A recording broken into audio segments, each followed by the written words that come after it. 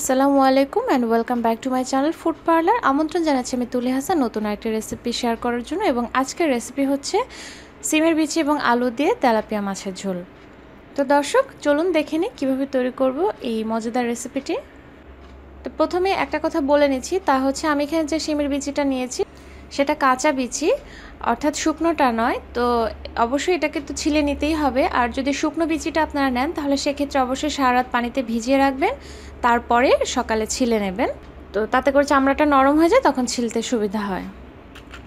তো এখন রান্নাটা শুরুর পালা। আর তার জন্য এখানে আমি একটা নিয়েছি ফ্রাই প্যান, আর এদিকে আমি মাছ নিয়েছি, তেলাপিয়া মাছ ভালো করে ধুয়ে আমি এখানে হলুদ মরিচ এবং লবণ দিয়ে মেখে নিয়েছি। আর তেলটাও অলরেডি গরম হয়ে গিয়েছে।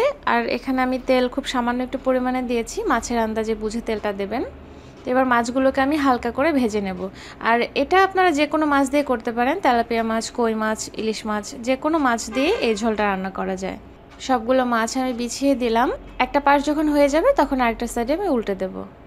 তো মাছটার একটা সাইড ভাজা হয়ে গিয়েছে, এবার আমি উল্টে দিচ্ছি। আর খুব বেশিক্ষণ ধরে ভাজার দরকার নেই, জাস্ট 2 মিনিট ধরে ভাজলেই হবে। আস্তে করে মাছগুলোকে উল্টাতে হবে, খেয়াল রাখতে হবে যাতে করে ভেঙে না যায়। সবগুলো মাছ উল্টানো হয়ে গেছে, এবার এই পাশটাও হালকা করে ভেজে নেব। এই পাশটাও ভাজা হয়ে গেছে মাছের। এবার সবগুলো মাছ আমি তুলে নিচ্ছি। আর চুলার আঁচটা কিন্তু আমার মিডিয়াম হাই হিটেই ছিল।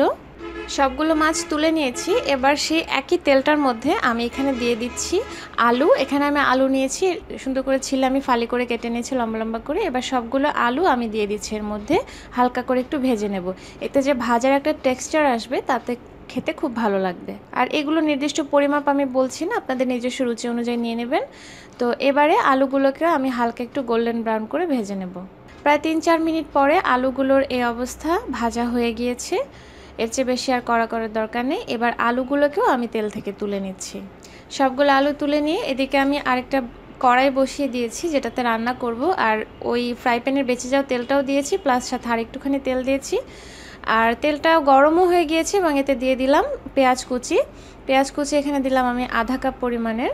তো পেঁয়াজ কুচিটাও ভাজা হয়ে গিয়েছে, খুব বেশি ব্রাউন করে ভাজিনি, দেখতেই পাচ্ছেন লাইট ব্রাউন করে ভেজেছি। এবার এর মধ্যে আমি হলুদের গুঁড়ো দিয়ে দেব 1/2 টিস্পুন, একটু নেড়ে মিশিয়ে নিচ্ছি। ধনিয়ার গুঁড়ো দিয়ে দেব 1 চা চামচ। আবারও সব কিছু নাড়াচাড়া করে নিচ্ছি। আর দিয়ে দিচ্ছি সামান্য একটুখানি পানি, যাতে করে মশলাটা পুড়ে না যায়। এবারে দিয়ে দিলাম মরিচের গুঁড়ো। এটা অবশ্যই আপনাদের নিজস্ব টেস্ট অনুযায়ী দেবেন, যে যতখানি ঝাল খেতে চান। দিচ্ছি ভাজা জিরার গুঁড়ো 1 চা চামচ। এবারে সমস্ত মশলা একসাথে ভালো করে একটুখানি কষিয়ে নেব। আর দিয়ে দেব অল্প একটু পানি, অর্থাৎ একটু পানি দিয়ে আমি মশলাটা কষিয়ে নিচ্ছি। মশলা কষানো হয়ে গিয়েছে, তেলটা উপরে উঠে এসেছে। এবার এর মধ্যে আমি দিয়ে দেব শিমের বিচিগুলো, যেগুলো আমি খোসা ছাড়িয়ে নিয়েছিলাম। এবারে শিমের বিচিগুলোকে আমি 2 মিনিট মতন একটু কষিয়ে নেব এই মশলাটার সাথে।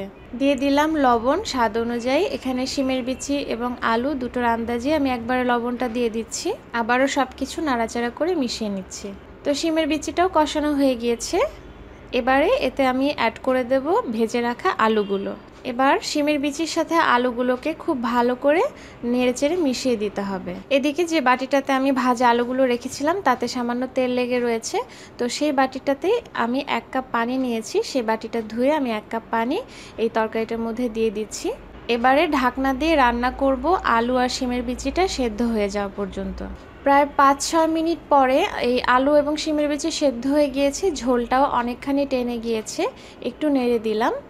আর এবার দিয়ে দেব আগে থেকে ভেজে রাখা মাছগুলো দিয়ে মাছগুলো সুন্দর করে বিছিয়ে দিতে হবে।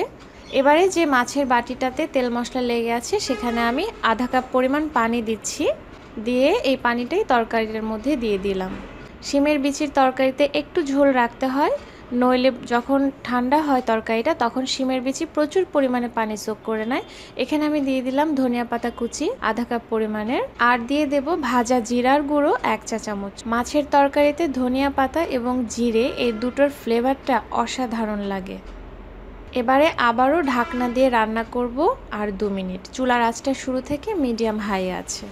আরও 2 মিনিট পরে আমাদের তরকারিটার এই অবস্থা। আমি ঢাকনা খুলে নিয়েছি, তরকারিটা একেবারেই হয়ে গিয়েছে। এবার চুলাটা বন্ধ করে দেব এবং তরকারিটা আমি পরিবেশন করে নেব।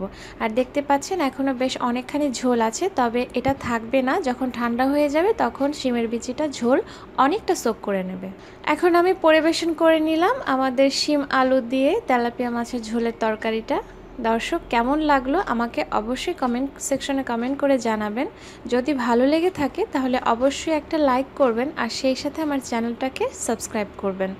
এরকম অনেক অনেক রেসিপি পাওয়ার জন্য আমার এবং আমার চ্যানেলের সাথেই থাকুন এবং আমার জন্য সবাই অনেক অনেক দোয়া করুন। সবাই ভালো থাকুন, সুস্থ থাকুন। আল্লাহ হাফেজ।